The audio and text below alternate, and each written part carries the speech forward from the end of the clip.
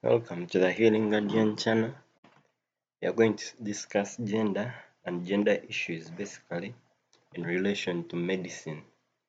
So, if you still wonder how gender is relevant in medicine beyond the obvious, we will discover how understanding the concepts of gender can make you a better doctor to save lives. For example, looking at the culture norms around gender. Talking of male stoicism, which is common in most genders, that men have to be brave, have to be strong even during pain, and how it impacts how these gender roles, gender stereotypes, gender concepts impact their health lives, and lastly, the way forward or how we can deal with them. Gender and gender issues as a study examines how gender shapes individuals' lives, institutions, cultures, and power relations. It shapes the lives of individuals, not only individuals, the institutions they are in, their cultures, and their power relations. So it explores, you're going to be exploring roles, identities, expectations from the societies, the inequalities they create, which are related to gender, as well as how they change across societies during historical periods. So that is basically what gender and gender issues is all about, how gender shapes people's lives, and specifically in gender in medicine, how it is relevant for medical practice. If we are starting with relevance, gender influences health, illness, and healthcare access in profound ways. For example, if you imagine two patients with heart attack symptoms, if a man presenting with such symptoms may get immediate cardiac workup, but for a woman it may be regarded as anxiety and they are dismissed. So it happens in many cases. Gender affects how patients experience symptoms and how they seek help and how we as clinicians respond. For example, in the introduction we talked about male stoicism. But another example, in Uganda, we may talk of a rural clinic. Maybe a woman has presented with severe abdominal pain, but they may be initially dismissed as having women's troubles or their menstrual issues, while a man with similar pain may be immediately assessed for appendicitis. So understanding gender issues is crucial in medicine. So this knowledge is a precondition for providing effective, people-centered care. So in the scope of the video, we will start with the basics. We will build our knowledge from the ground up, starting with the most fundamental concepts like sex and gender. Then we relate it with equality, equity, and discrimination. Part 3, we look at how gender shapes our world using roles, norms, and bias. We'll talk about gender-based violence and harmful practices in their reality in our society. Then we'll talk about the way forward. Besides talking about the awareness, what is the action, policies, and programming, and we'll also look at it as a global scale. What are some of the global frameworks and your role as a medical doctor, the role you can play in gender and gender issues, and we'll make a conclusion and recap. So we'll start with the basics. So just as you know that you need to know the anatomy of the heart before you diagnose cardiac conditions, understanding sex and gender is important to understand gender and gender issues. In this first section, we are going to contrast between sex and gender. What is the difference and what is the relevance? When we start with sex, sex is just the biology part of the equation. Sex refers to the biological and physiological characteristics that define males and females, meaning we have little to do about it in terms of decisions. It is biological and physiological. Starting with the concept of of chromosomes, that XY, those are males, XX, those are females. So when we talk of sex, we talk of male and female. and it is biologically and physiologically determined. But still, in medicine, there are those issues which relate to sex, though we are going to dwell more on gender.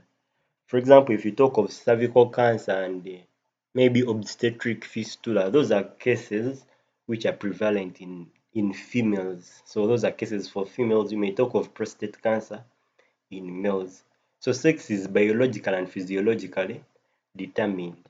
But unlike that, gender is a social and cultural construct, meaning gender varies from place to place, from society to society. Gender is about the society's expectations or attributes, roles and responsibilities that are accorded to men or women, boys and girls. Gender is learned, meaning what's that? How someone perceives their gender, they learn it from the society. It is not inborn, and it changes across cultures over time. So the idea that men don't cry or women are more nurturing is about gender, it is not sex. It is not all about being male.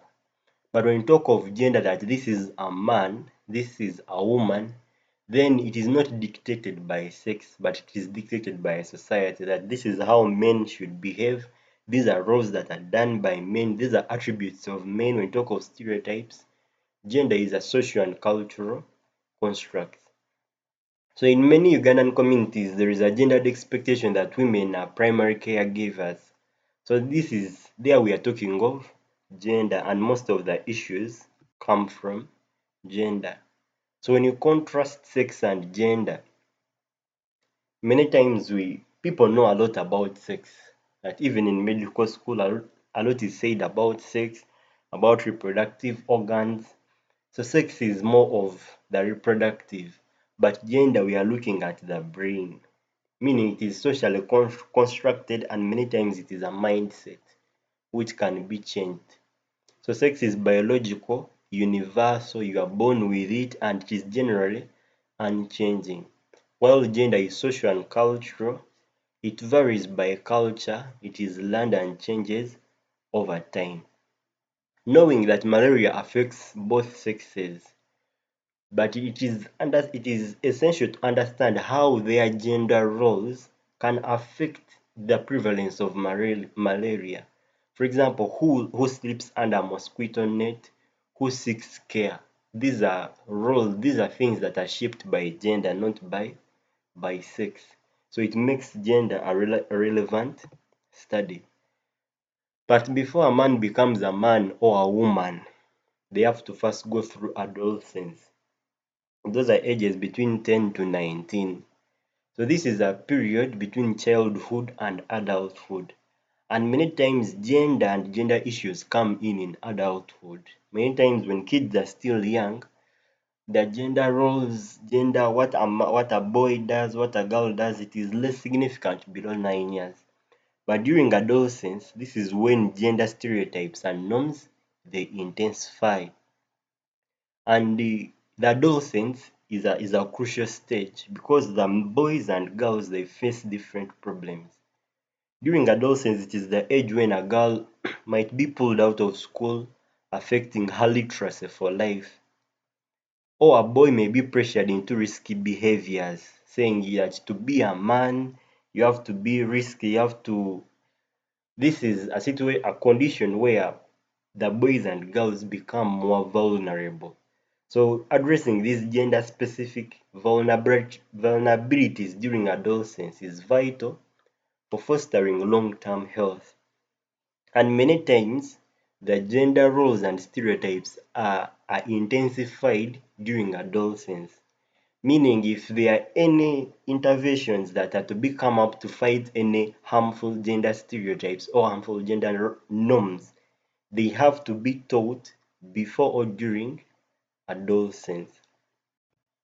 So that is the basics. Sex versus gender.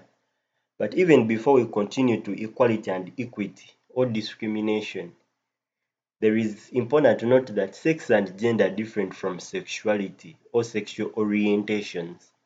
When you say that someone is lesbian, someone is gay, someone is bisexual or asexual or trans or questioning or queer. Those are sexual orientations. They are neither sex, they are neither gender. A sexual orientation shows what who someone is attracted to. So it is more about sexual attraction, more about their romantic or emotional feelings. So a man, someone who identifies a man, in gender we talk of two things, gender roles and gender identity.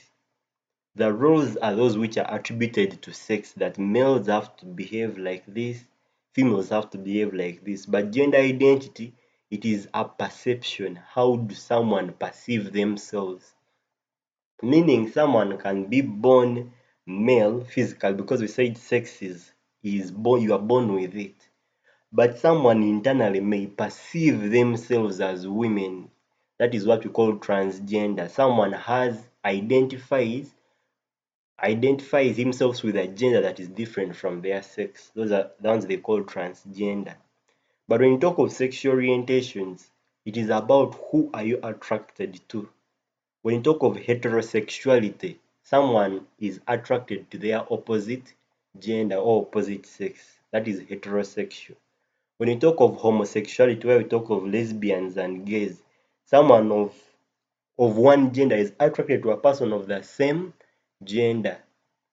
So sexual orientations, they are about who someone is attracted to. That bisexual, they are attracted to both genders. Asexual, they are not sexually attracted to anyone, even if they may love the affection, but sexually they are not attracted to any gender, not even to their own gender. So sexual orientations are different from gender and they are different from sex. So in this video, we're going to focus on gender and gender issues. So when you talk of gender and gender issues, LGBTQ, we are talking of sexual orientations. So having made the basis for sex and gender, now we talk of what does equality, equity, and discrimination mean before we go to the reality to see the awareness of them in the society. In equality, this is a concept that all people should have equal conditions, equal treatment, and equal opportunities in order to reach their full potential. So as the name suggests, equality, we are looking at people having same things, same opportunities, same treatment, same conditions. We are not necessarily making men to be the same as women, but it is ensuring that opportunities in life don't depend whether someone is born male or female. It is not determined by sex. Don't, if you talk of this is only for men, this is only for women, then there is no gender equality. There should be equal opportunity. So in gender equality, it suggests that society must value similarities and differences equally. So achieving gender equality in medical schools might mean that we have may not just be about equal admission rates for both boys and girls, but also equitable access to surgical residencies, ensuring that women are not discouraged from male-dominated specialties. So if you find that we may have, okay, equal that in medical schools, similar numbers or the admission rates for boys and girls are the same. But when the access to the services are different, you may find maybe areas, specialties like surgery, may be more encouraged and for males, but discouraged for females. So equality there should be equal opportunities. But many times equality is the goal. But how we achieve equality is not just about 50-50, but about equity. If you look at this illustration, when you talk of equality, is giving the same amount, same thing for everyone, that everyone has the same. But in equity, you assess the needs of everyone and you provide according to their need. So in that case, we are promoting fairness. That is why equity is called a process of being fair. If it is in school, equality may mean giving every student the same textbook, whether they are blind, whether they are disabled, whether they are what, you are giving the same thing. But in equity, realize that someone who is blind, instead of giving them a physical textbook, give them an audio version of that same textbook, so they listen to it. So that is what, so many times equity is a process of achieving equality, not necessarily giving the same things. And this will be seen how many times gender equality, many times in policies, ends up being discriminative for women, because we are focusing on equal things, yet in reality we are not assessing the needs. So equity is about giving people what they need to get the same finishing line. So there is what they call gender parity. And of course, understanding gender parity will enable you to understand what gender disparity means. So this is a numerical concept which talks of 50-50. That if you are admitting, if you are making a staff list, let there be 50 males and 50 females. So it is about the ratio of females to males in a given situations. So when you say of gender disparity, where you find there are more males than females or more females than males, then we say there is a gender disparity. That's the example of 50% male and 50% females in a medical school. So in Uganda, you may achieve gender parity in primary school enrollment, seeing that both boys and girls are accessing education. But if the girls they lack access to separate clean latrines, which may make them to be more absent from school, then true equality has not been achieved. So many times in the approach to addressing issues of gender discrimination, you understand that equality is not about gender parity. It is not about 50-50 in terms of numbers, but assessing according to the need.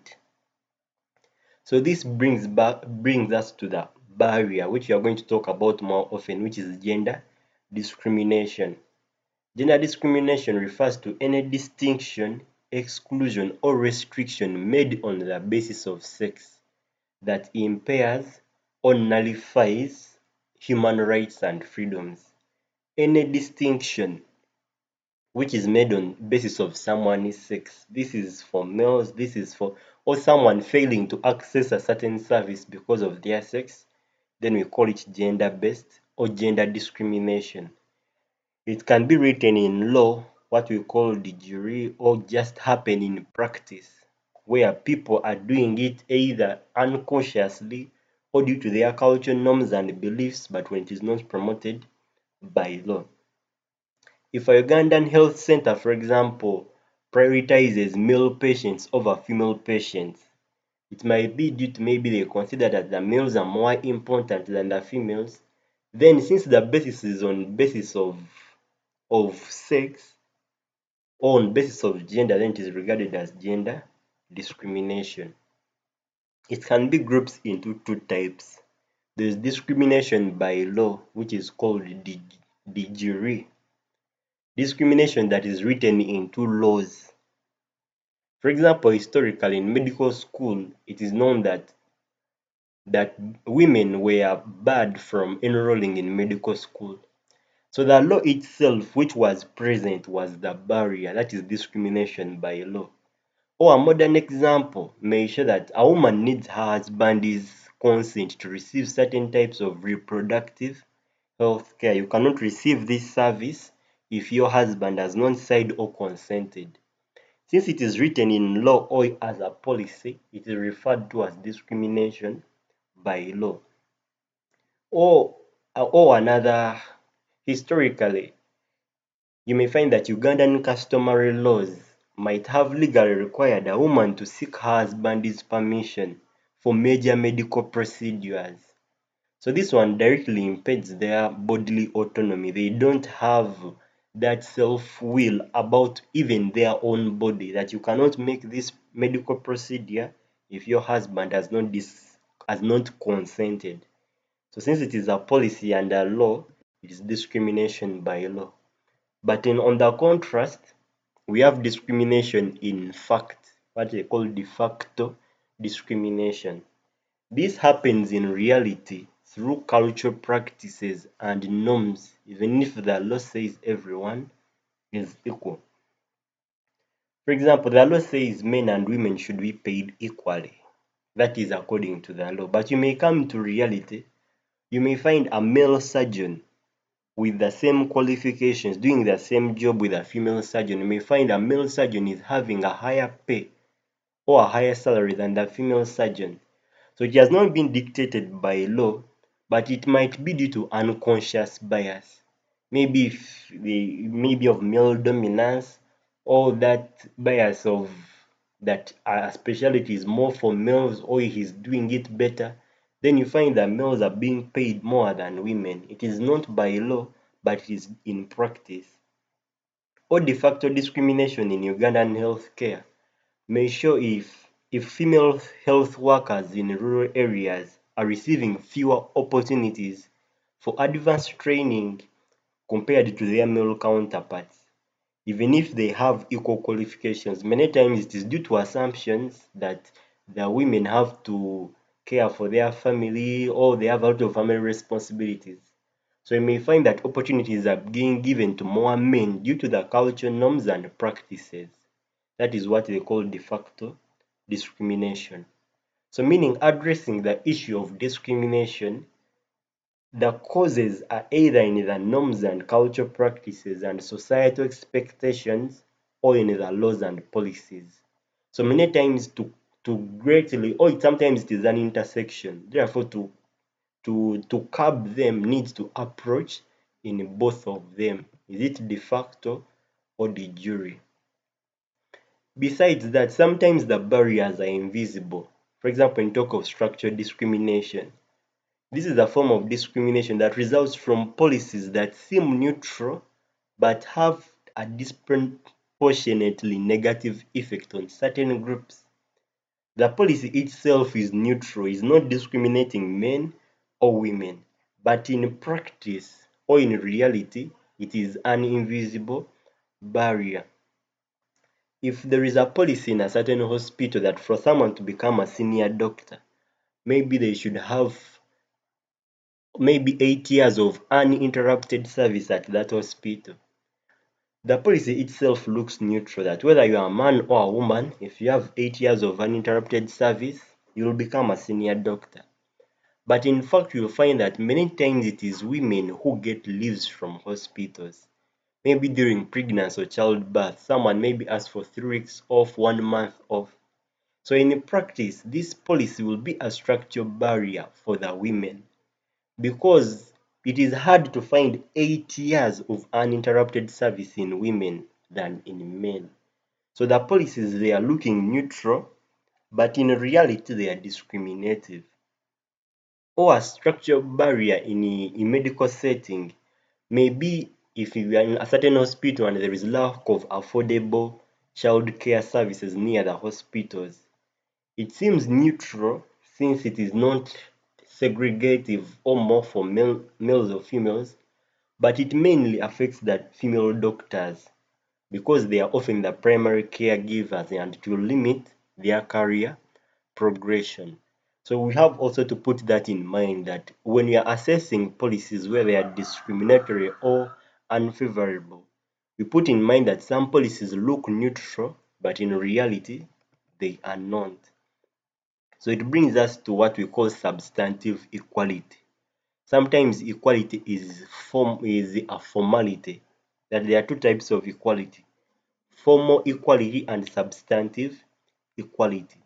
Formal equality is when we make policies and we say that both men and women should have equal pay. Maybe both men and women should have equal access to their health information. Like we have made the policies, then we assume that that is what it will happen. But the substantive equality, we look for the meaningfulness. So we look at the outcome and impact of laws, not just on formal legal equality. This substantive equality recognizes that because of historical discrimination, women and men do not start on an equal footing. Therefore, it requires governments to design and implement laws that respond to the realities of women's lives. For example, formal equality can say that men and women can both own property when it is in the constitution.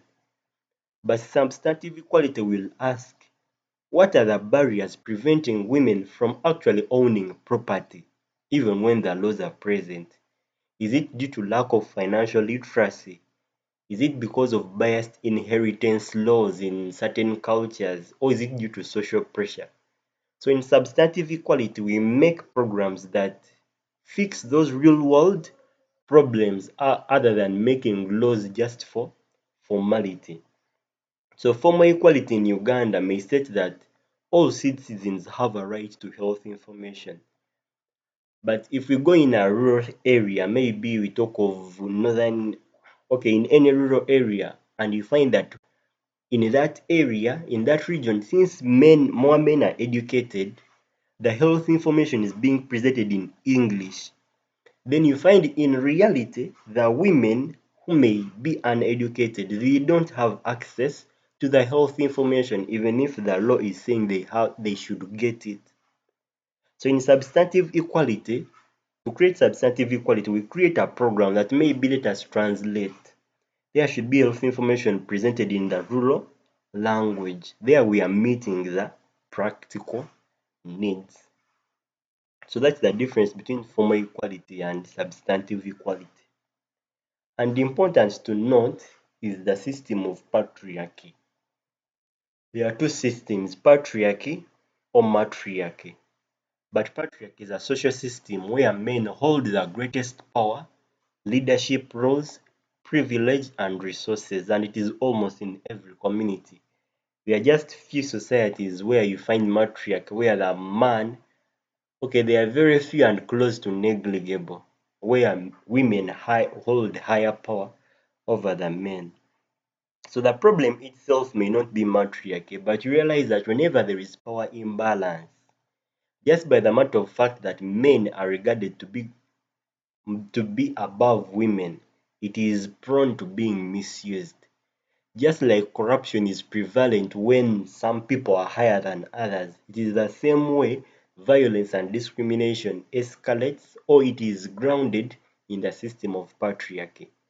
So just because a man is above a woman, many men will misuse it and it will end up into gender-based violence. It means that understanding the system of patriarchy, it is necessary to make rules and regulations for all cultures and societies where the dominance over the women can be regulated.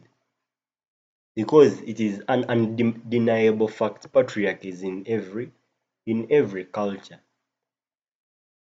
To understand gender and how important it is in health, we are going to look at how gender shapes our world. Gender is an integral part of our day-to-day living. We are going to assess its unseen impacts and the mechanisms through which gender inequality operates in daily life, so that we understand to see the real problem if you have not yet seen it. If we start with the social rules or gender roles, gender roles refer to socially appropriate behaviors and traditional responsibilities assigned to women, men, boys, and girls. So they are socially appropriate. It means it is a society that determines that this is appropriate for men to do and this is not. These social rules are learned through a process called gender socialization. In gender socialization, it is a process whereby the society teaches or imbues attributes among people or among children on how they have to behave according to their genders. So it is a process that begins at a tender age.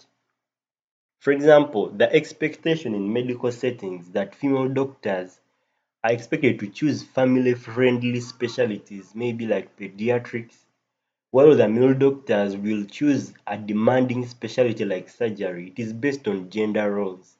It is because females are seen to be caregivers. That is a role that is attributed to their gender.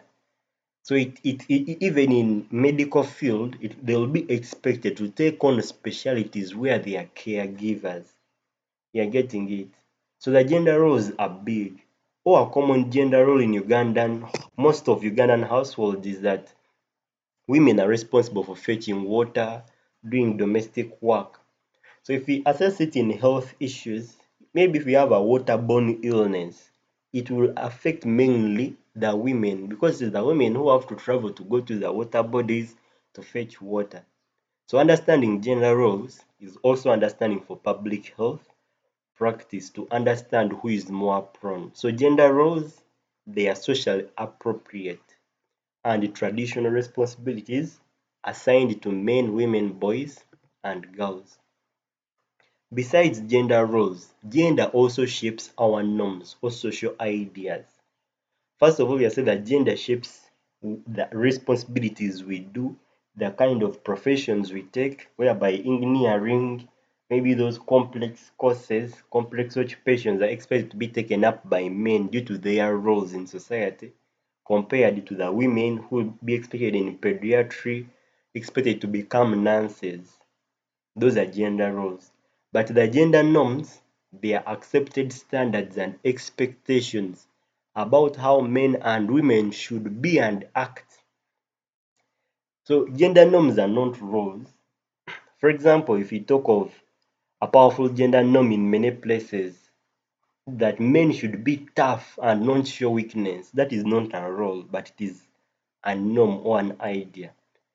So in medical setting, you ask how will this affect male patients' willingness to report depression or symptoms of depression. So you can see that many patients may see it as a failure to live up to the norm of masculinity if they expose that they are depressed or they have symptoms of depression, and this affects their health seeking behaviors and their mental health. So gender norms, they are unwritten rules which we internalize early in our lives. Just we talked of male stoicism. In some Ugandan communities, gender norms dictate that men should be strong and they endure pain silently. It means if men got chronic illnesses, by the time they come to the hospitals, they have already endured. Means they will usually come to hospitals when they have totally failed or when they have advanced issues. It means in medical settings, if you realize that a man is down or has come to hospital and is ill, it means they are at a terminal, many times they're at critical cases. And these risky behaviors are being shaped by gender norms. So that's the difference between gender roles and gender norms. Then these norms and roles, they determine what we call gender stereotypes. Gender stereotyping means ascribing attributes and roles to people based on their gender. Attributes and roles, what they do or how they behave. For example, in the female gender stereotypes, women are expected to be submissive, they're expected to be nurturing, they're expected to be they are expected to be easily influenced. In many societies, women are seen to be hysterical, that even if they have a problem, they exaggerate it. So these are stereotypes that are present in society, but they come from norms, meaning gender stereotypes vary from culture to culture. In medical practice, these stereotypes may be negative. For example, if there is a stereotype that women are too emotional to be surgeons, it is negative towards their side, meaning few females will be admitted for surgery because they are being considered that they are very emotional to become surgeons. But it can also be benign, like if you say that men are stronger, meaning it is favoring them. So it becomes harmful if gender stereotypes limit a person's life and their choices. A harmful gender stereotype, like we talked of a historical woman, if you think about it, a female patient may present with real organic pain, but it might be dismissed as being all in her head, that she is imagining it is not present. Or if it is during childbirth, many times the women will be slapped, that they are exaggerating the pain. But you may find that it may potentially result into inadequate pain management or overlooking complications. So you may find high maternity mortality rates which are related to gender stereotypes. Someone is presenting, I feel pain here, I feel this, but because of the stereotypes that women are hysterical or they are exaggerative, it will be dismissed. And in this case, the women, for the women, it will be a negative stereotype. All these three, the roles, the norms, and stereotypes, they cause gender bias, like what we talked about. It is known that for decades in medical research, only male subjects were admitted for participation. So they would carry out experiments only on males and they use it to generalize for the whole of the population. So there, in gender bias, we are making decisions that favor one gender over another. And this is often the outcome of stereotypes and norms. And of course, it frequently favors men and boys. When much we are talking of gender bias, in most cases, it is the women who are marginalized. Gender bias can be in public health campaigns. If you are targeting HIV prevention, you may find that most messages are being designed when they are talking to the men, even when the women are disproportionately affected. So these underlying assumptions that men are the primary agents of change, they bring bias even in the interventions or programs, health programs that are brought to the general public. But still, even much we are talking of gender roles, we are talking of gender, many times discrimination is unique to individuals from one individual to another because of a concept called intersectionality. Even if we talk of gender-based violence or discrimination among females in certain societies, their experiences are not the same because various factors intersect to create unique discriminations. A typical example can be if you are in Europe and you have a wealthy white female patient. She is wealthy and she's a white female patient. And we also have a patient who is poor. She's an immigrant, meaning she comes from another country and she's a transgender female patient. However, they are both females, their way of discrimination is unique because of the other factors we have added on economic status. You have added on their perception. There might be discrimination according to maybe, for example, in Africa, in most societies, other sexual orientations besides heterosexuality are discriminated.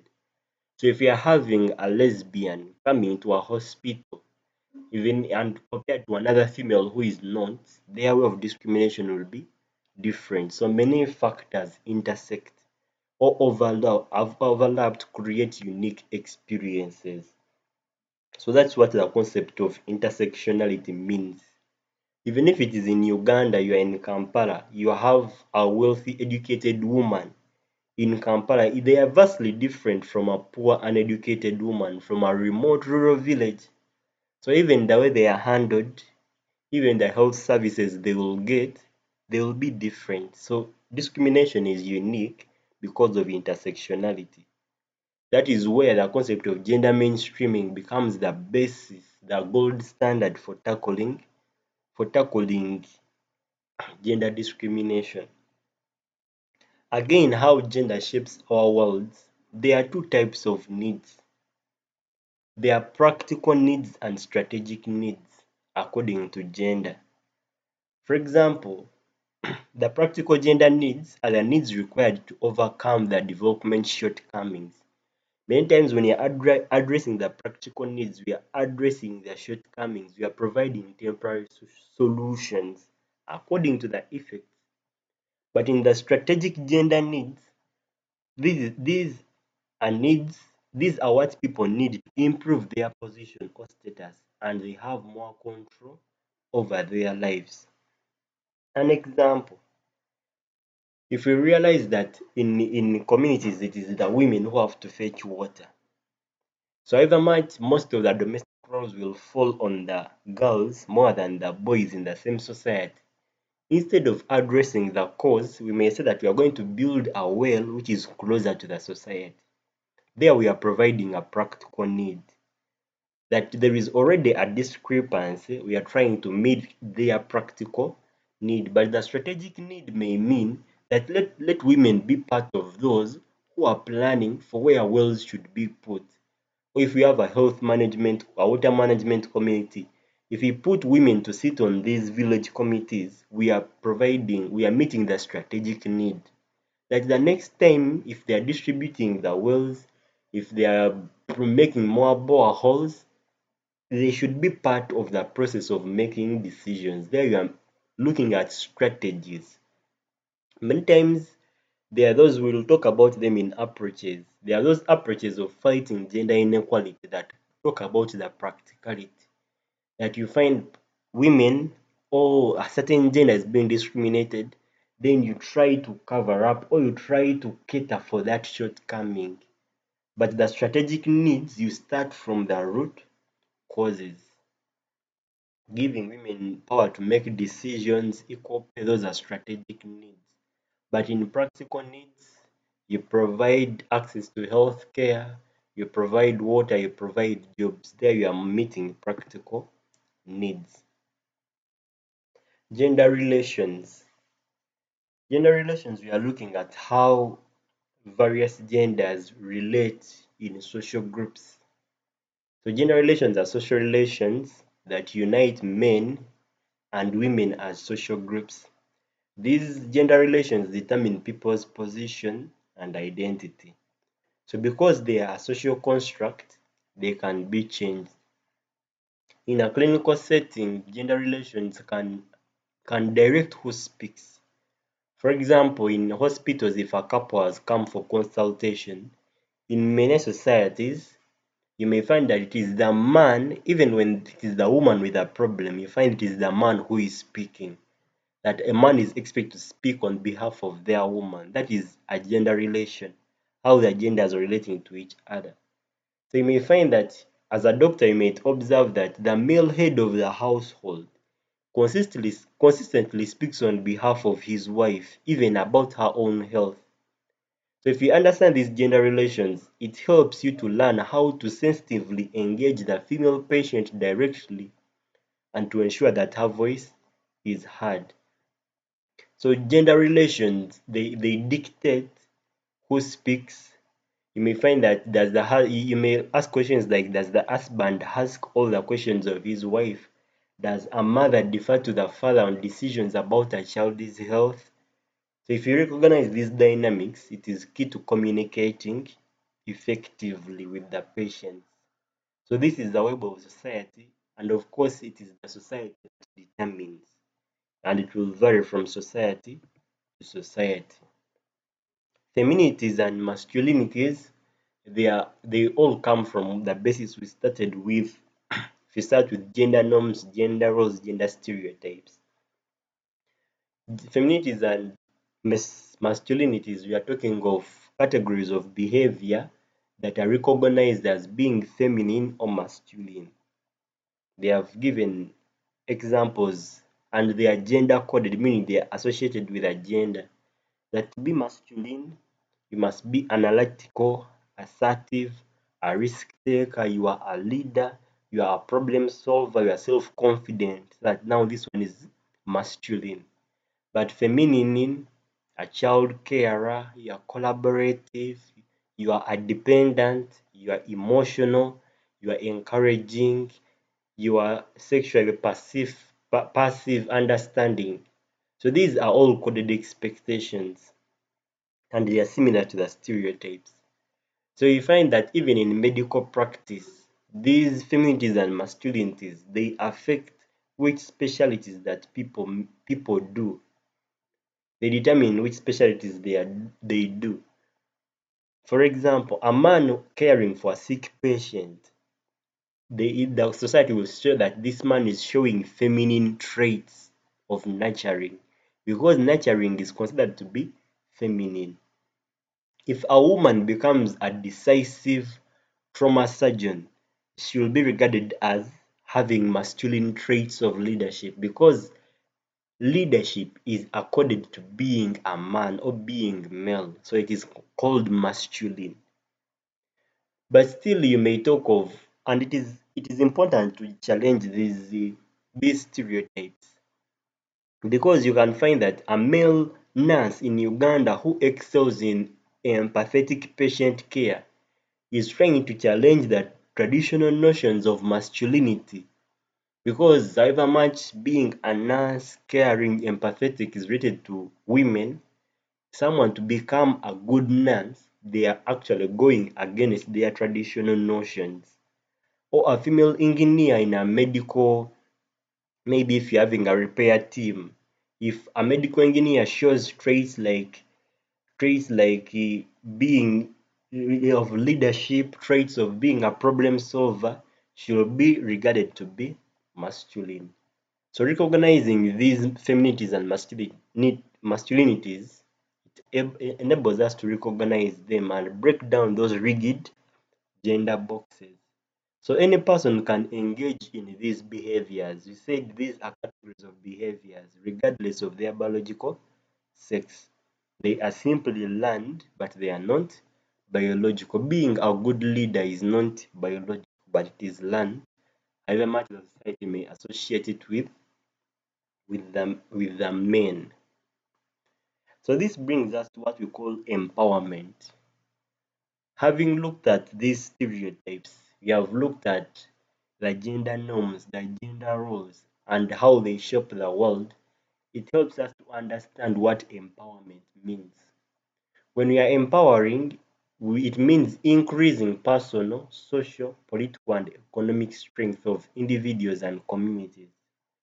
If it is for women and girls, it means giving them power to have control over their own lives. That is what we call empowering, giving people ability to control their own destiny. So in a medical context, empowerment is when a female patient feels confident enough to ask the doctor questions about her treatment, to ask for other opinions, to make informed decisions about her own body.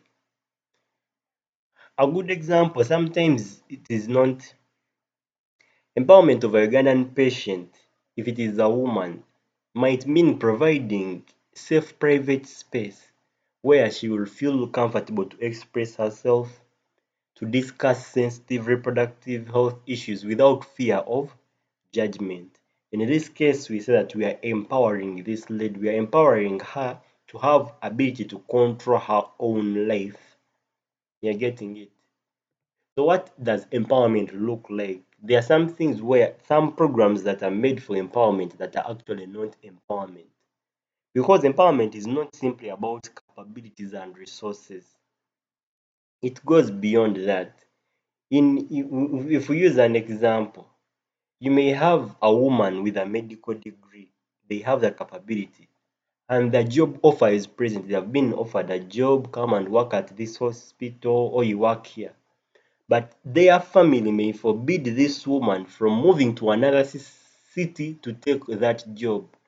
Therefore, in this case, she is lacking the urgency to control her own destiny. So in empowerment, you have to look at the three. However much the capability has been given, the resources have been provided, do they have the ability or the urgency to use the capabilities and resources to make strategic life choices? So just that case, if it is in cases of families, you may find that the women are educated about family planning, they know it, and they have opportunity to go to a clinic to get these methods or to access the services. But the husbands may have the final say on reproductive decisions. And in this case, however much they are capable and the resources are available, they are not empowered. So true empowerment, it looks at the three: capability, resources, and urgency. Without any of those, there is no empowerment. So in part three, I've looked at how gender shapes our lives. Then part four analyzes the important impact. Seeing how gender shapes our lives builds a background or foundation for understanding gender-based violence. because it is gender that is building a big web, a big foundation for gender-based violence to take place. Yeah, okay, so it is a serious but essential topic, especially for medical professionals. So gender-based violence is not random violence. It happens because of the victim's gender. That is why we call it any harmful act perpetrated against a person's will that is based on socially ascribed gender differences. Meaning it is because of the gender differences that the society has determined that this individual is receiving this harm against their own will. The statistics show the reality of this in our day-to-day life. For example, this is from the European Union. They made a research and realized that 1 in 3 women has experienced physical or sexual violence. Meaning for every 3 women you meet, one of them has experienced sexual violence. That is 33%. 1 in 20 women have been raped. 1 in 20, that is 5%, have experienced rape. 95% of the victims of trafficking and sexual exploitation are women. Whenever they are doing trafficking, they are actually targeting women and girls. So that is gender based. It is because of their gender. 1 in 5 women have experienced stalking. That is being stared at in a sexual or in being, it is also a form of harassment. 1 in 2, that is 50% of women have experienced sexual harassment, either through receiving pornographic content without their choice, or being stalked, or being handled in a sexual without their own decision. So when we talk of, many times gender issues are about women because that is how the society is. Trying to live, to be gender blind, to say that it is not in reality, is leaving them marginalized. When you're talking of rape, most of the people raped are women. So gender-based violence is directed to a certain gender. So it is on basis of gender due to socially ascribed gender differences, and it is against their will. What does gender-based violence look like? In this case, there are many forms of gender-based violence. If we talk of sexual violence, which includes abuse, exploitation, forced prostitution.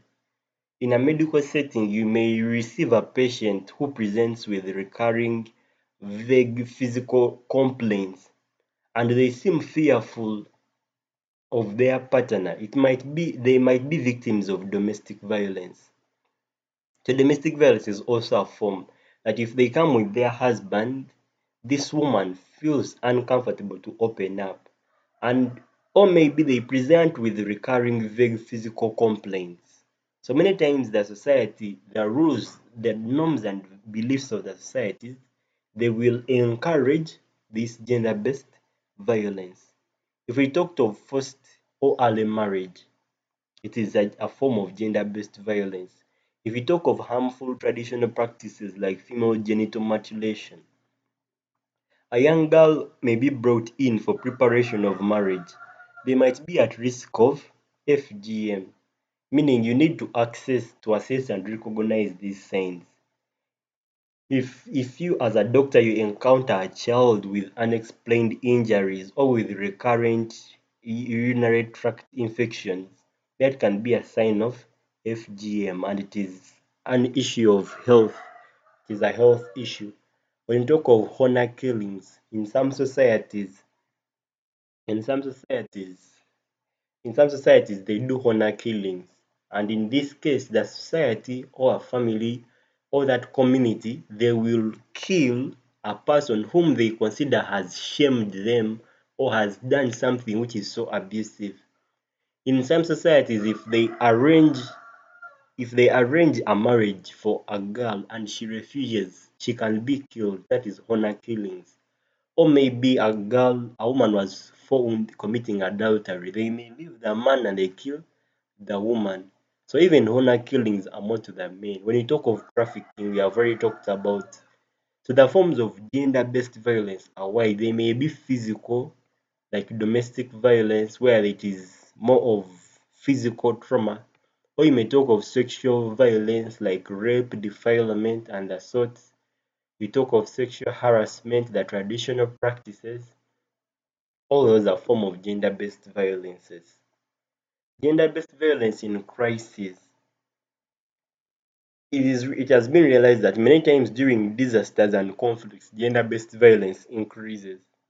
Meaning if it is making public health interventions or in medical practice in areas which are endangered, it is important to know that gender-based violence is high. In emergencies, risks of violence, exploitation, abuse are heightened, especially for the women and girls.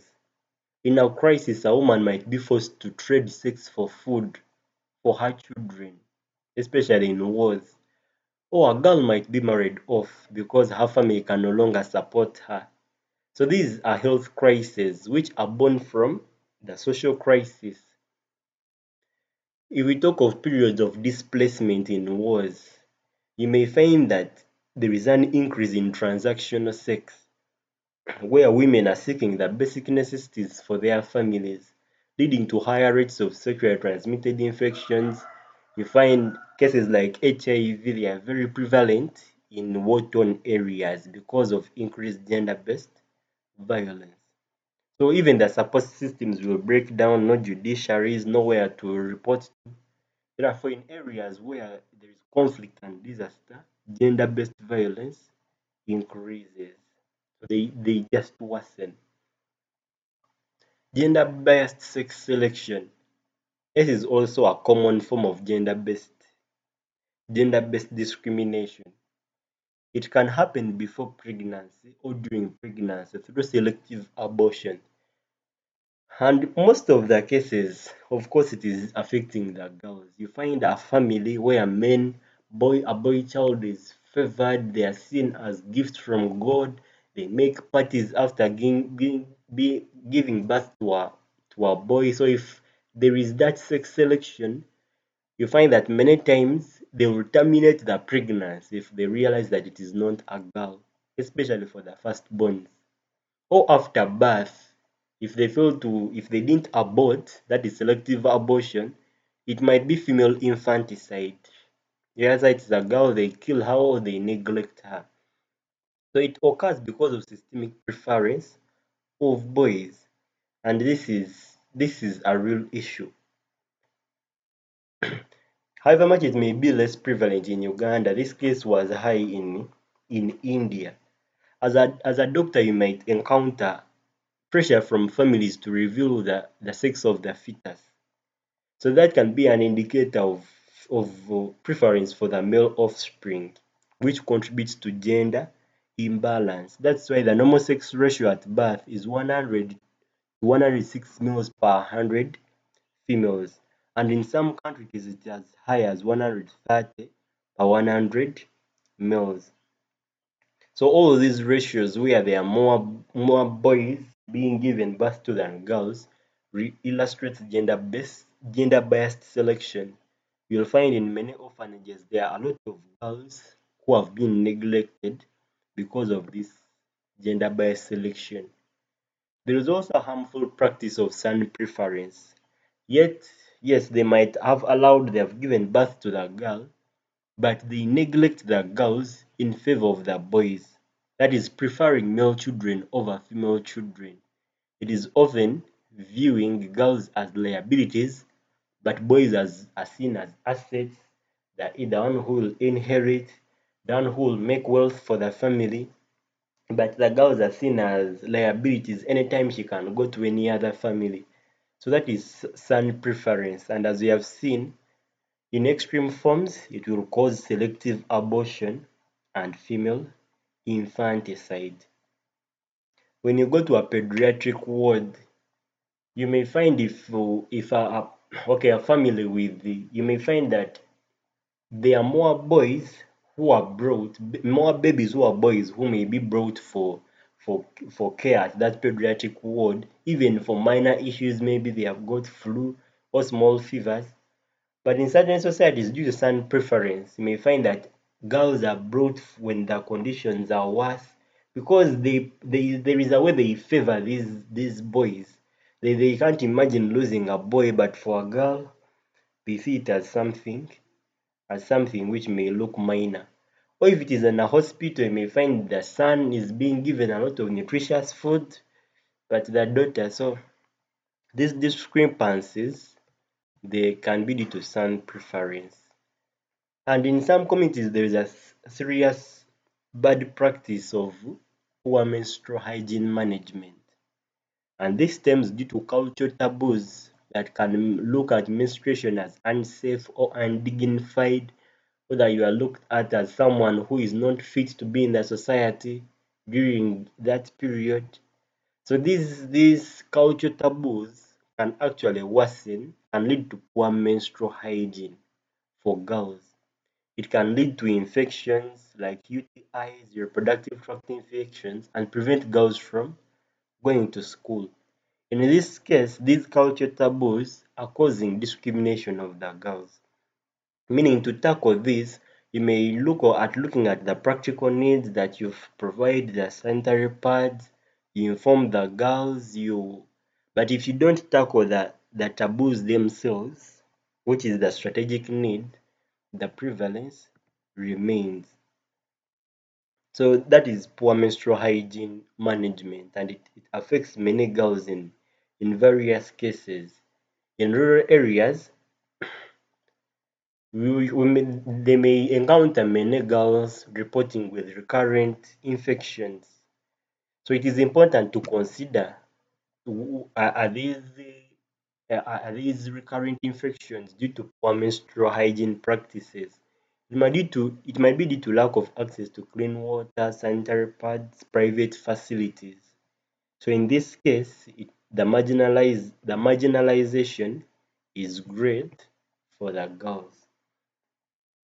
Then we go to the second last part. Realize that gender-based violence is a reality in our day-to-day life, in our world right now. So tackling it, there are many approaches that can be used. Ignoring it does not take away the problem because it varies from society to society. In developed countries, it may be less, but in developing countries or in rural areas, this gender-based violence is high. It is high in certain regions more than the other. So besides talking about the problems, girls, women are marginalized, women are what are the solutions, and what are the different ways to approach them? So at first we are going to talk about the approaches to fighting this. So there are basically 5 approaches, and to understand them, we are going to be using an example of a medical clinic. A medical clinic using these 5 approaches, how different they might be. So we look at different approaches from being completely unaware, that is gender blind approaches, or to actively trying to change the things, what we call a gender transformative approach. So these are approaches themselves. They determine which methods we'll use, whether at the local level, at the country level, in the international community. There are various approaches. So understanding them can inform doctors and public health professionals on how to tackle the problem of gender inequality. So we should start with gender blindness. This is the worst approach. Like the name suggests, you are gender blind, you don't care. It fails to recognize that men and women have different roles, responsibilities, and needs. This approach ignores the context and maintains the status quo. For example, a gender blind clinic, we are going to be using a medical clinic. You build a clinic with one waiting room and one toilet. Of course, you assume that it will be safe, it will serve everyone equally. That's same waiting room for men and women, same toilet for men and women. But many women may not come because they don't feel safe waiting with men they don't know. or the toilet is not private enough. In this case, you have used the gender blind approach. You think you are providing equality. Everyone, they are using the same waiting room, same toilet, but it's gender blind. If it is HIV testing, if you are testing HIV in a community, then you go and you put your stall or your mobile clinic in the center of the market. That is a gender blind approach, because many men may approach you, but remember there is that stigma that is associated with someone testing positive, HIV positive, especially for the women. So putting it, you get your mobile clinic and you put it in the center of the market, there you are gender blind. Because in reality, many women will fail to access that service. So we are maintaining the status quo. Same waiting area, same toilet, many women will not come to the clinic. So we'll find that the women will be marginalized. So that is the worst approach in tackling the issue of gender equality. But there is also a passive approach, which is not so different from the gender blind, what we call gender neutrality. In gender neutrality, the policies, they don't distinguish between genders in their design. Like you are designed that are, both men and women are catered for. So if you have a gender neutral clinic, you may have a policy that says all patients will be seen in the order they arrive, first come, first serve. Of course, it looks gender neutral. You are not favoring men, or you are not favoring women. But if women can only leave their homes in the afternoon, maybe after finishing the domestic chores or after working in the market, you may find that the men can come at any time. So the first come, first serve policy will de facto favor men. De facto meaning in reality, the policy looks neutral, but in reality it is favoring men because men can come at any time, meaning first come, first serve. More men will be served than women. So there you are gender neutral. If it is a family, if you are using a family planning program, you may provide a program that works during standard working hours. So you may ignore the concept that many times it is women that work in markets. Many times the jobs they are doing or they are digging, they cannot come during their standard working hours. So the concept looks to be gender neutral, but in reality, it is gender blind. So many times gender neutral policies, they end up being gender blind in practice because it ignores the bias and the status quo will remain. But the third one, which is better than those, is gender sensitive approaches or gender accommodating approaches. In this approach, you are aware of the gender differences and you adjust for them. He said in gender neutral and in gender blind, you just give the same opportunity, first come, first serve. Where you are a male or female, the one who came first, you go. There you have not put into consideration their needs. So in the gender sensitive approach, you realize that if women have specific needs, adjust for them. So there you tackle their practical needs. So using our concept of the clinic, a gender accommodating clinic, if you know that women feel unsafe, you provide special waiting areas. That this waiting area is for women, this is for men. You provide a toilet for men and a toilet for women. There we say that you are gender accommodative or you are gender sensitive. So you are trying to accommodate the reality. That the problem with gender sensitive, you don't fight the causes. You are just fighting the effects. You are trying to sugarcoat. You try to sugarcoat. In gender sensitive, if it is about maternal health, you may provide female only waiting areas. But even if you are providing the comfort for the patients, you are not challenging the underlying reasons. That's why I say that this approach doesn't try to change the underlying unfair norms. You are simply gender sensitive and gender accommodative. So what is better than gender sensitive is a gender responsive approach. Here, the policies used and program used, they intentionally use gender considerations to design and implement a program. If it is a gender response clinic, there you are proactive.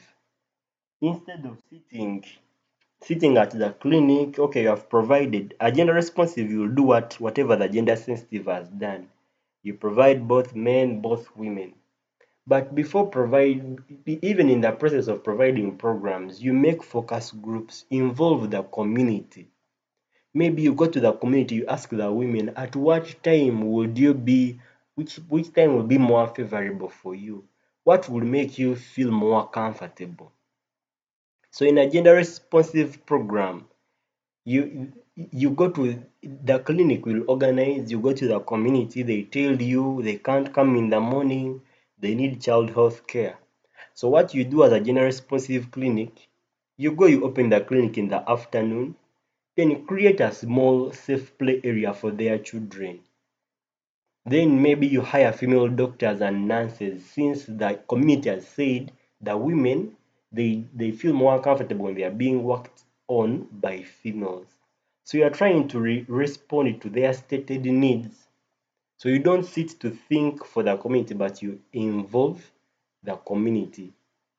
And this one is involved during the process of implementing a program, whatever program. If you talk of it in public health, if it is a vaccination program, you go in the community, you involve them, consult the local women, you understand their daily routines, then you schedule your mobile clinics during the times that fit their availability, maybe in the late afternoons after they have completed their course. There you say that you are gender responsive. So gender responsive involve the community. But the gold standard and the most important approach is a gender transformative.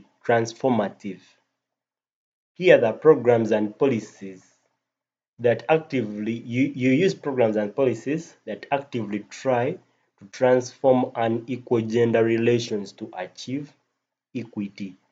Gender transformative, you look at the root causes. Are they the cultural norms? How do we tackle them? Is the gender inequality stemming from unfair policies, unfair laws? Let us repeal them, let us modify the laws. So gender transformative, you start with the root causes. Okay, so we started with gender blindness, gender neutrality, gender sensitive or gender accommodative, you cater for their specific needs. Gender responsive, involve or engage the community so that they tell you their specific needs and how you can help them. Then you put programs or you implement your programs according to their stated needs. But gender transformative, you start with the root causes. So it challenges the status quo, challenges policies. That is the gender transformative approach, and it is the gold standard. It is where we use gender mainstreaming, gender responsive budgeting, gender analysis. We use it in the gender transformative approach.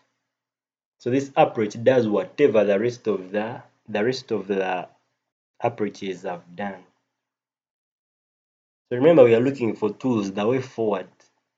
Understanding the approaches and knowing that the best is gender transformative, though in some cases, it depends on your capability.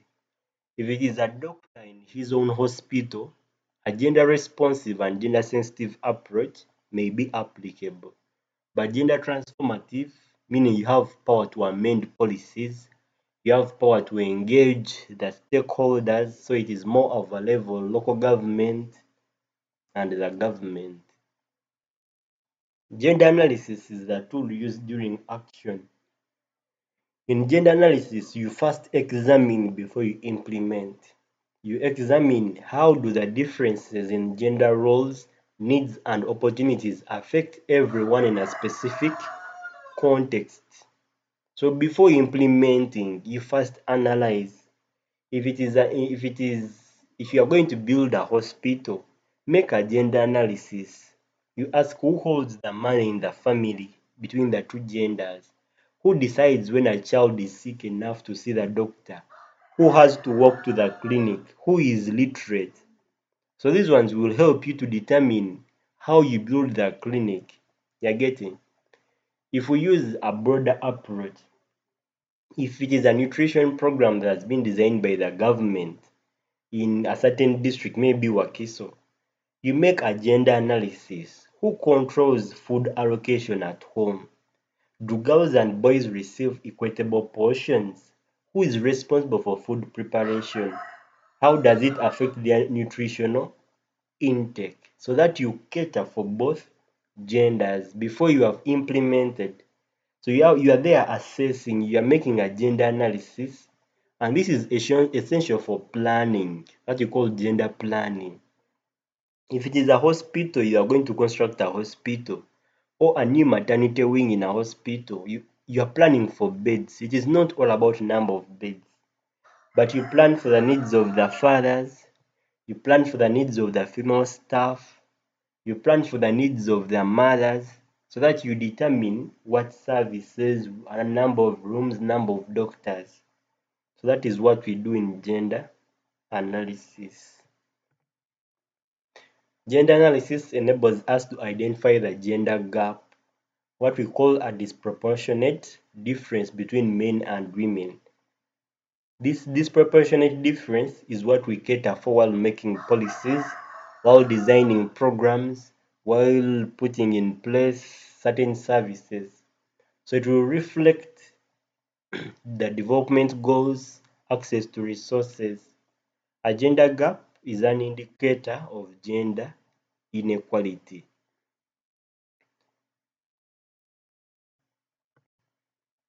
Sex disaggregated data. It is important to provide data in sex when it is sex disaggregated. Sex disaggregated data is data that is collected and presented separate from men, women, boys, and girls. Without this, it is very difficult to identify inequalities. And actually, that is what gender analysis does. In gender analysis, we assess the data. How many males were affected? How many females are affected? And it is advised that even when we are presenting research, present the data in sex disaggregated format. Instead of saying that 1,000 patients were treated for heart disease, it is better you present that 900 men and 100 women were treated. So disaggregating the data helps you to reveal whether you are underdiagnosing males or underdiagnosing females.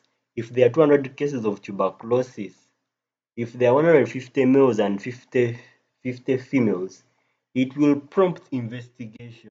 That why is there this gender gap? Why is there a discrepancy? Is there a problem with access to the services of tuberculosis? So all of these providing sex disaggregated data and gender analysis, they help us to plan and fight gender discrimination. The ripple effect or the girl effect. This effect opposes son preference because the girl effect says that when you invest in a girl, the positive effects are deep for her and multiple for the society. When you invest in girls, the effects are broader than focusing on males. The example they have given, an extra year of primary school for a girl, it will boost their future wages by 10 to 20%. Meaning school dropouts, if a girl every extra year in primary school, they study to boost their wages. Another example, when women earn income, they reinvest 90% into their families, compared to 30 to 40% for men. Many times the expenditure for men is varied. They're investing here, other women if they have this. But a woman, their income is reinvested 90% into their family. That is what we call the ripple effect. So it is a business case. As a health professional, when you successfully treat and support an adolescent girl. What you are doing for this girl is deep, and it will produce economic outcomes for the entire family and for future generations. So that is what they call the girl effect. Here they are saying in the SDGs that if women are catered for, the whole society progresses, other than focusing on men alone. The big strategy used is gender mainstreaming in the tool of action in fighting gender disparities. And this is the UN's chosen strategy. Gender mainstreaming, it means making the concerns and experiences of girls, boys, women, and men an integral part of the design and, implementation and evaluation of all policies and programs. So, gender mainstreaming isn't about having a women's health program, but you ask questions in every meeting, every program you are making, whether it is for diabetes, HIV, hospital sanitation. What are the implications of this program for people of different genders? How can we make this equitable? So, in gender mainstreaming, if you are looking at a river, gender mainstreaming, we should not wait for programs to come from policies and start managing the after effects. But during the purpose of policy making, the concerns and experiences of either boys or girls or men and women should be an integral part.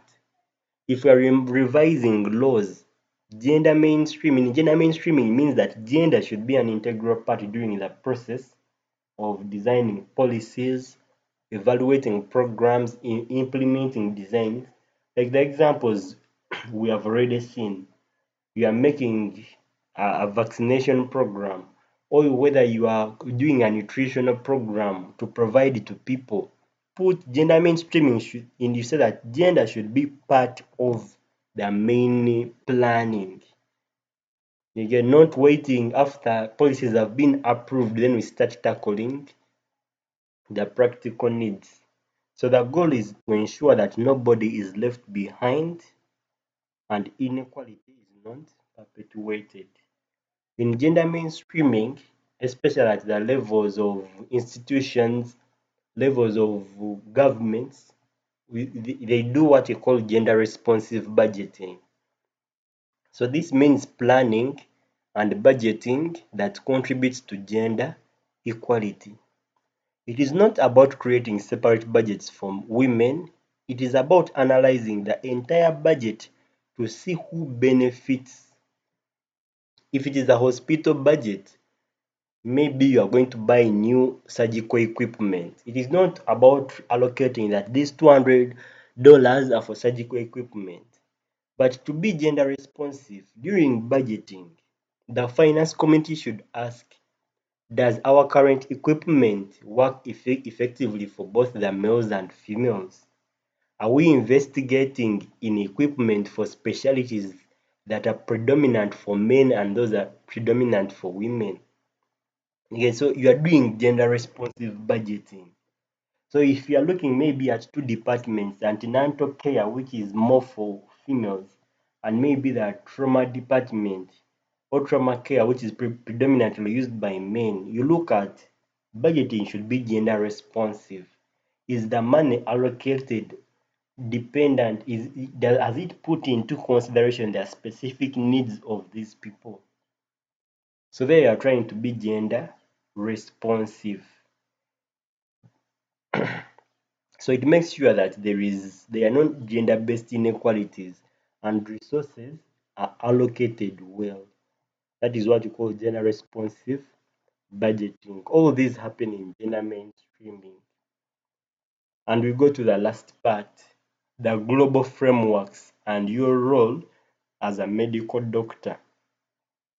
So here we are connecting the concepts of international laws and your future as a medical doctor.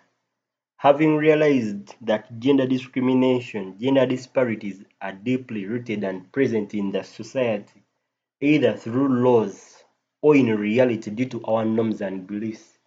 Having seen how gender shapes our world, having seen the various approaches we can use, what ways can you do, you as a medical doctor, to improve on these gender inequalities and improve the health of the population, and which global frameworks have been made?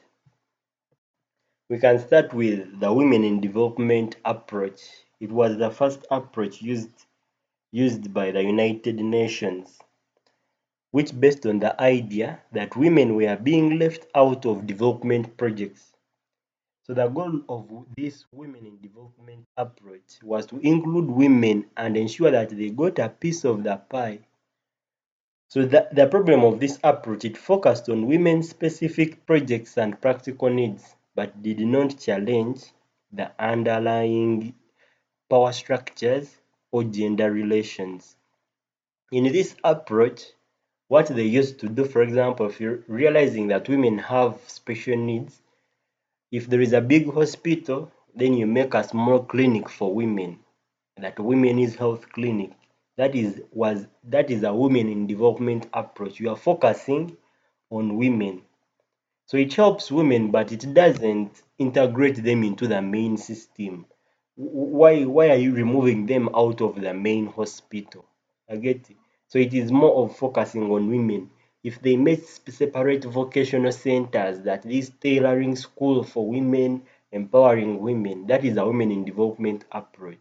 You are not tackling the main problem, but you are looking at the practical needs. But the better approach was the gender and development, which was later on embraced.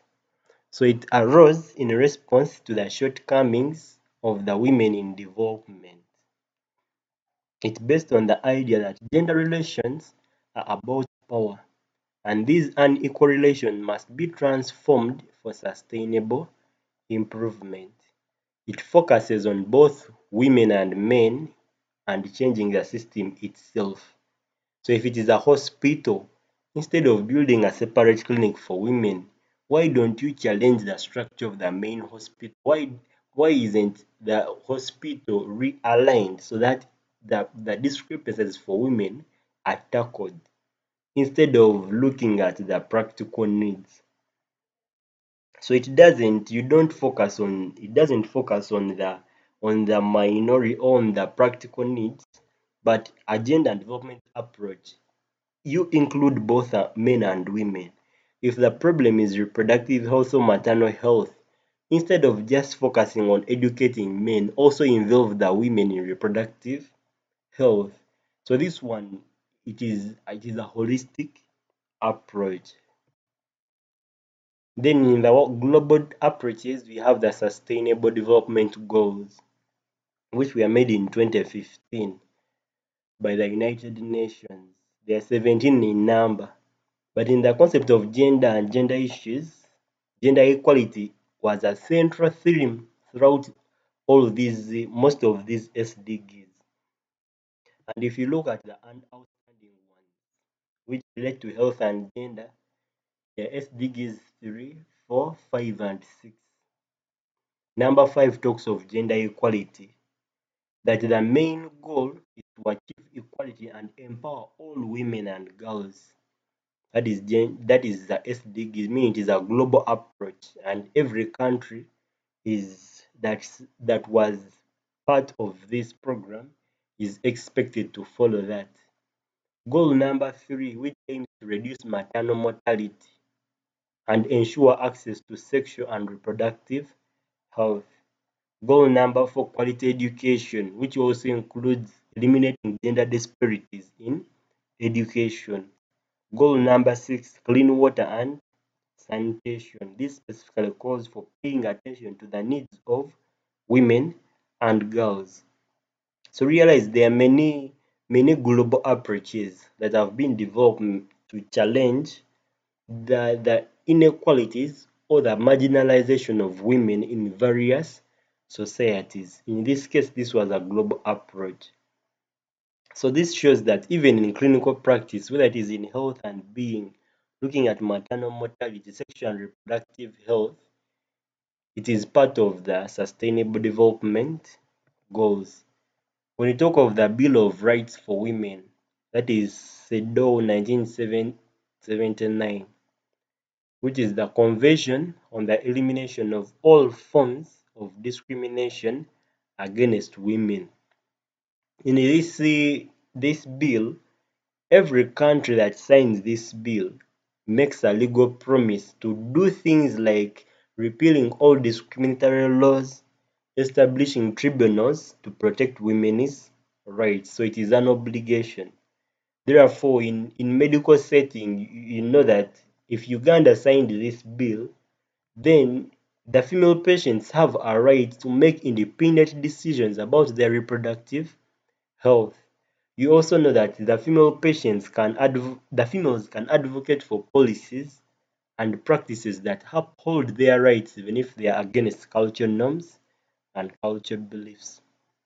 So it legally binds all countries that ratify it to take action.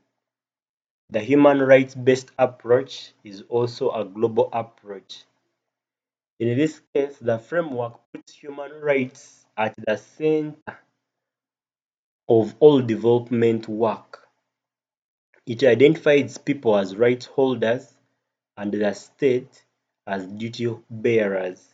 The goal is to empower people to claim their rights and, and strengthen the state to fulfill its duties.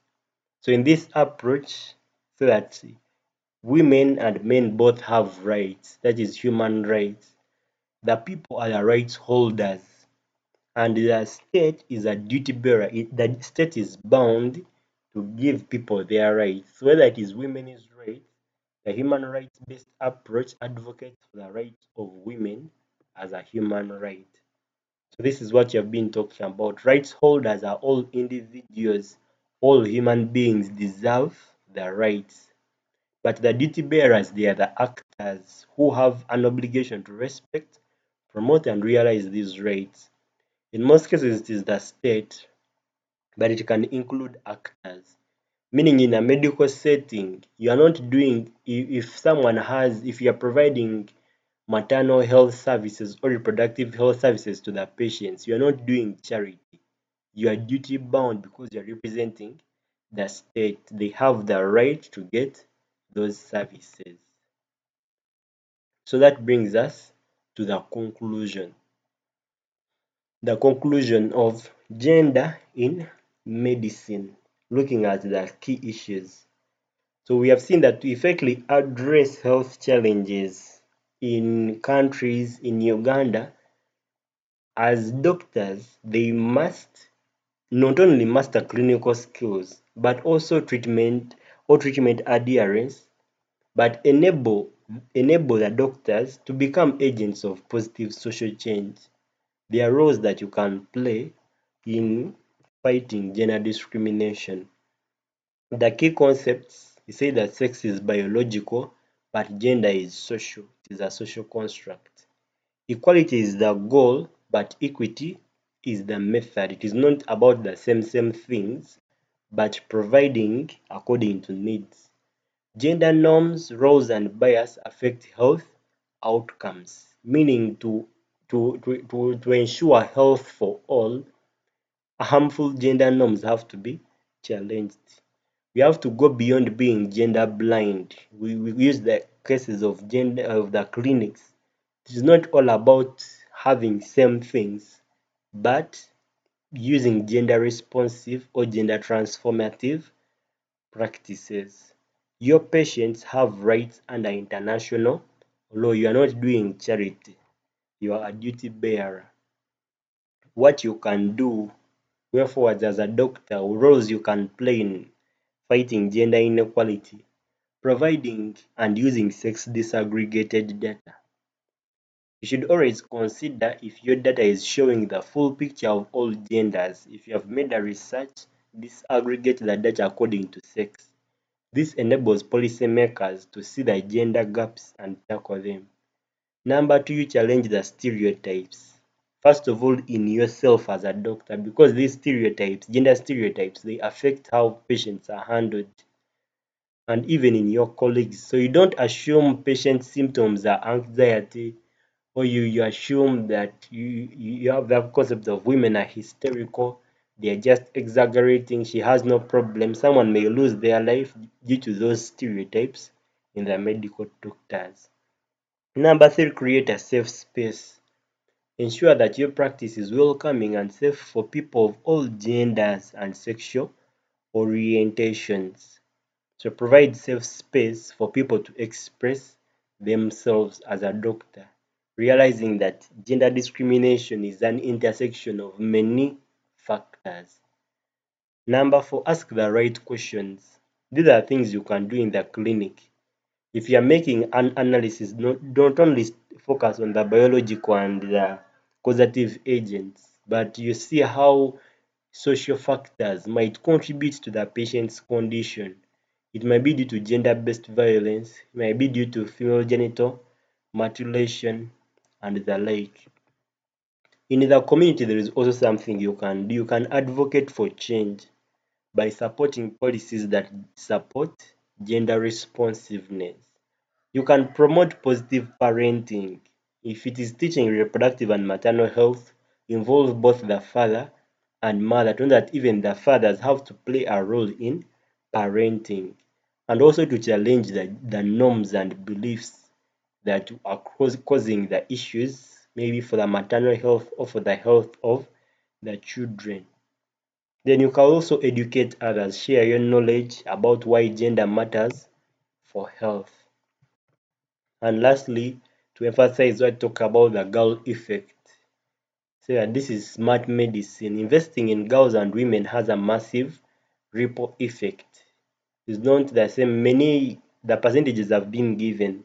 Most of the men will reinvest 30% of what is invested in them into their families. But help and health care given to women, if the if women are cared for, the society transforms. Higher maternal education leads to better child health. Thank you so much for watching. You may share, subscribe if you like the video. Thank you.